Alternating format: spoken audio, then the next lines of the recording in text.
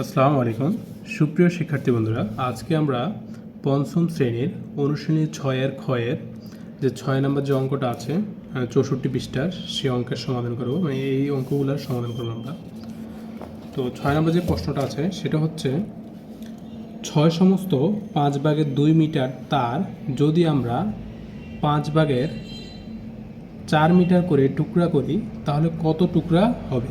ঠিক আছে, যে একটা তার লম্বা একটা তার ভগ্নাংশ আকারে, তো এই তারটাকে যদি আমরা 5/4 করে 4 মিটার করে 5/4 মিটার করে টুকরা করি তাহলে কত টুকরা হবে? তো আমরা লিখতে পারি, এটা লিখবো যে 5/4 মিটার করা যায় একটি টুকরা, এক টুকরা, আর সুতরাং এত মিটারে কত টুকরা হয়। ঠিক আছে, তো আমরা এই যে ভগ্নাংশটা দেওয়া আছে এটা মিশ্র ভগ্নাংশ, এটাকে আমরা অপকৃত ভগ্নাংশে রূপান্তর করতে পারি এভাবে, যেমন এই 6 সমস্ত 5/2কে আমরা লিখতে পারি 5×6 30 + 2 32, তাহলে 5/32, অর্থাৎ 6 সমস্ত 5/2কে লেখা যায় 5/32। তো আমরা এখন লিখব 5/4 মিটার তারে হয় একটি টুকরা। ঠিক আছে, তারে করা যায় একটি টুকরা বা এক টুকরা। 5/4 মিটার তারে করা যায় একটি টুকরা, একটি টুকরা। সুতরাং 6 সমস্ত 5/2 মিটারের পরিবর্তে আমরা বলতে পারি 5/32 মিটার। 5/32 মিটার তারে করা যায় এতটি টুকরা, তাহলে এটা হবে, এই একটা হবে উপরে আর এই 5/4 হবে নিচে।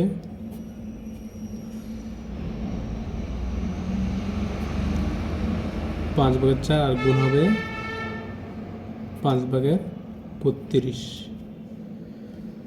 এত টুকরা। তাহলে আমরা যে রাফ করি, এখান দিয়ে রাফটা যদি করি এরকম হিসাব, তাহলে এই রাফটা হবে কি 5/32-এ 5/4 দিয়ে ভাগ, তাহলে লিখতে পারি 5/32 ভাগ 5/4। তো ভগ্নাংশে ভাগের পরিবর্তে আমরা এখানে গুণ দিলে ভগ্নাংশটা উল্টে যাবে, তাহলে হবে 5/32 গুণ, এই 5 হচ্ছে হর, এটা হয়ে যাবে লব, আর 4 লব আছে হয়ে যাবে হর। তাহলে এই 5-এ 5-এ কাটা যাবে এবং 4 দিয়ে 32-এ ভাগ দিলে 8 বাদ যাবে, 4 × 8 = 32, অর্থাৎ এখানে 8 টুকরা হবে। কয় টুকরা হবে? এই 5-এ 5-এ কাটা যাবে, 4 দিয়ে 32-এ ভাগ দিলে 8 বাদ যাবে। ঠিক আছে, তাহলে 8টি টুকরা। তাহলে 6 সমস্ত 5/2 মিটার তারকে হচ্ছে আমরা 8টি টুকরা করতে পারবো, এটাই উত্তর। তো তোমরা যদি ভাগটা না বুঝো আবার একটু আমরা বুঝিয়ে দিচ্ছি, যে 5/32-কে 5/4 দিয়ে ভাগ করব। তো আমরা জানি ভগ্নাংশের ক্ষেত্রে ভাগের চিহ্নের ভিতরে গুণ চিহ্ন দেওয়া যায় এবং ভগ্নাংশটা উল্টে যাবে, তাহলে এটা হবে 5/32, এই ভাগের পরিতে গুণ দিলে ভগ্নাংশ উল্টে যাবে, তখন হয়ে যাবে 4/5। তখন এই 5-এ 5 5-5-এ কাটা, 4 দিয়ে 32-এ ভাগলে 8 বাদ যায়, 4 × 8 = 32 = 8, তাহলে 8টি টুকরা হবে।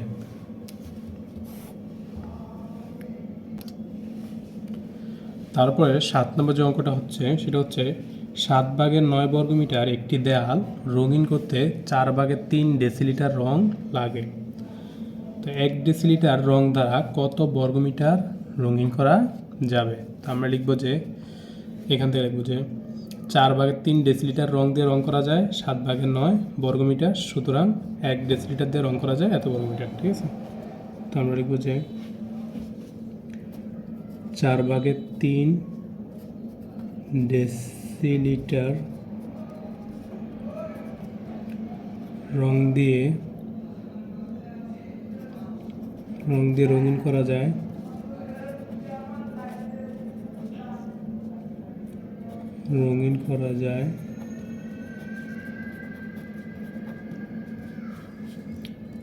7/9 বর্গমিটার। 9 বর্গমিটার। সুতরাং 1 ডেসিলিটার রং দিয়ে রঙিন করা যায়, এতটুকু হবে।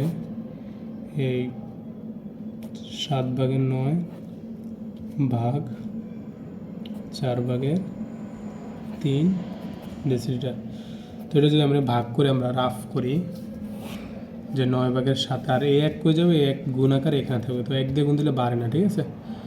তো আমরা লিখতে পারি 9/7 যদি রাফ করে নিই হিসাবটা, 9/7 ভাগ 4/3। তো এখান থেকে হবে 7/9। এই ভাগের প্রতি আমরা গুণ চিহ্ন দিতে পারি, গুণ দিলে ভগ্নাংশ উল্টে যায়, লব হর হয়ে যায়, হর লব হয়ে যায়, তাহলে এটা হবে 3/4। তো এখন 9 দিয়ে হচ্ছে 3কে ভাগ দেওয়া যায় না, 3 দিয়ে 9কে ভাগ দেবো, 3 × 9, 3 বার যাবে, আর নিচে থাকে হচ্ছে 7, তাহলে 3 × 4 = 12, আর নিচে থাকে 7, অর্থাৎ 7/12 বর্গমিটার, 7/12 বর্গমিটার। তো আমরা শুধু পরীক্ষায় এতটুকু লিখলেও হবে হিসাব, বা আমরা ঐকিক নিয়মে না করলেও হবে। তাহলে 1 ডেসিলিটার রং দিয়ে রং করা যাবে 7/12 বর্গমিটার, এটাই হচ্ছে উত্তর। 3 দিয়ে 9 কাটা যায়, 3 × 3 = 9, আর 4 দিয়ে গুণ আকার হয়ে যাবে আর কি, এরকম। তারপরে আমাদের যে 8 নম্বর যে অঙ্কটা আছে,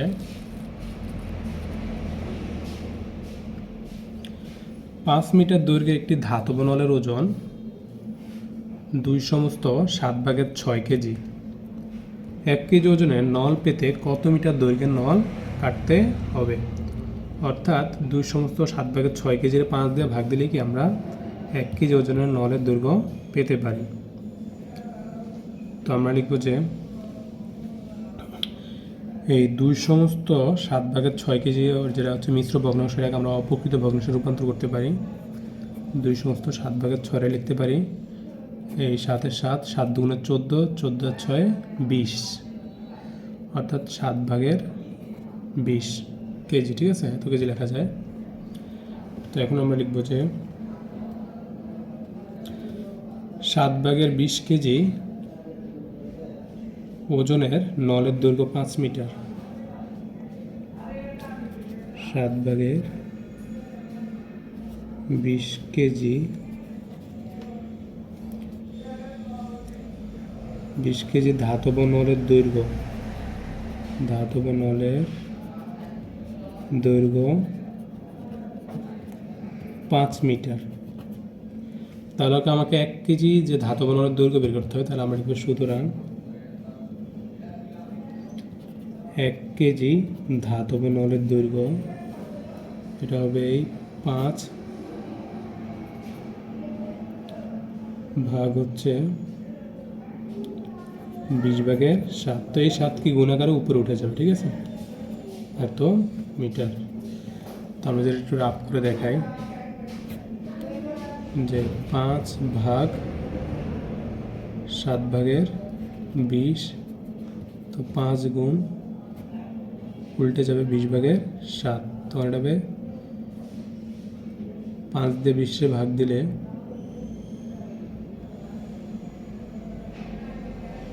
4 × 5 = 20, অর্থাৎ 4/7 মিটার।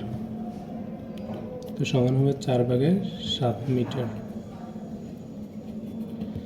তাহলে আমরা বলতে পারি সুতরাং 1 কেজি ওজনের নল পেতে 4/7 মিটার দৈর্ঘ্যের নল কাটতে হবে।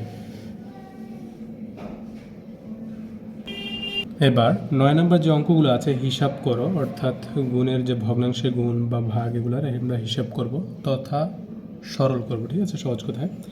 তো আমরা এগুলো একটু লিখি, যেমন 15/7 গুণ 6/5 গুণ 14/3। তো এই যে উপরে যে 7, 5, 3 আছে, এগুলো সব হচ্ছে গুণে। আমরা চাইলে 7, 5, 3 এগুলো গুণ করে আবার নিচেরগুলো গুণ করে ভাগ দিতে পারি, আর নাহলে আমরা সহজে কাটাকাটি করতে পারি। যেমন এইখানে একটা জিনিস দেখা যায়, যেমন 5 দিয়ে 15 ভাগ দেওয়া যায়, 5 একে 5, 3 × 5 = 15। আবার এই 3 দিয়ে 6 ভাগ দেওয়া যায়, 3 একে 3, 3 × 2 = 6। আবার 7 দিয়ে 14কে ভাগ দেওয়া যায়, 7 একে 7, 7 × 2 = 14। তো আসলে এখানে 1 না লিখলেও হয়, তো আমরা এখন যদি গুণ করে নিচে, তাহলে দেখা যায় 1 একে 1, 1 একে 1, আর এটা হবে 2 দুগুণে 4, 3 4 12, অর্থাৎ এটার উত্তর হবে 12/1। তারপরে যে 2 নম্বর যে অঙ্কটা আছে 12/7 ভাগ 2 সমস্ত 3/1 গুণ 5/2। তো আমরা এখানে যে মিশ্র ভগ্নাংশটা আছে সেটাকে আমরা অপ্রকৃত ভগ্নাংশে রূপান্তর করব। তো এখানে 12/7 ভাগের ভাগ, আর এটা আমরা লিখতে পারি 3, 3 দুগুণে 6, 6 রেখে 7, অর্থাৎ 2 সমস্ত 3/1 লিখতে পারি 3/7 গুণ 5/2।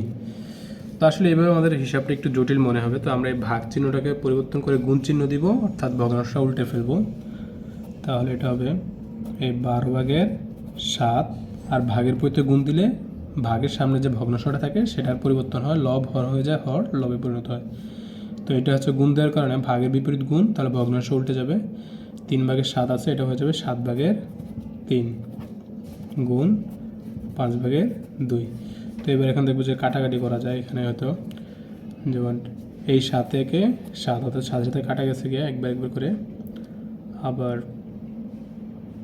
3 দিয়ে আমরা ভাগ দিতে পারি, 3 4 12, অর্থাৎ 3 একে 3, 3 4 12, আবার 7 একে 7, 7 একে 7, 1 না লিখলেও হয়, 1 না লিখলেও হবে।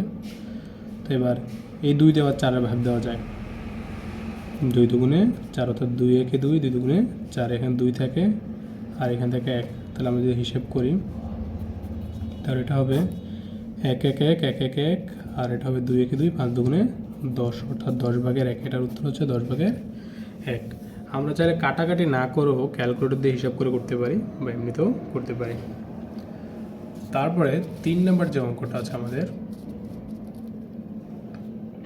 এই 3 নম্বর যে অঙ্কটা সেটা হচ্ছে 12/7 গুণ 5/2। তারপর হচ্ছে ভাগ, আর এটা হচ্ছে মিশ্র ভগ্নাংশ দেওয়া আছে, এটাকে আমরা অপ্রকৃত ভগ্নাংশে রূপান্তর করব। তো সেটা হবে এই 3, আর 3 দুগুণে 6, 6 রেখে 7, অর্থাৎ 3/7। তারপর এটাকে আমরা লিখব 12/7 গুণ 5/2। ভাগের পরিতে আমরা গুণ দেবো, তাহলে ভগ্নাংশটা উল্টে যাবে, হয়ে যাবে 7/3। তো এখানে এই 7 একে 7, 7 একে 7, একবার একবার করে, 1 না লিখলেও হতো। আবার 3 দিয়ে 12 ভাগ দিলে 3 4 12, অর্থাৎ 3 একে 3, 3 4 12। তারপরে এই 2 দিয়ে আবার 4 ভাগ দেওয়া যায়, 2 একে 2, 2 দুগুণে 4।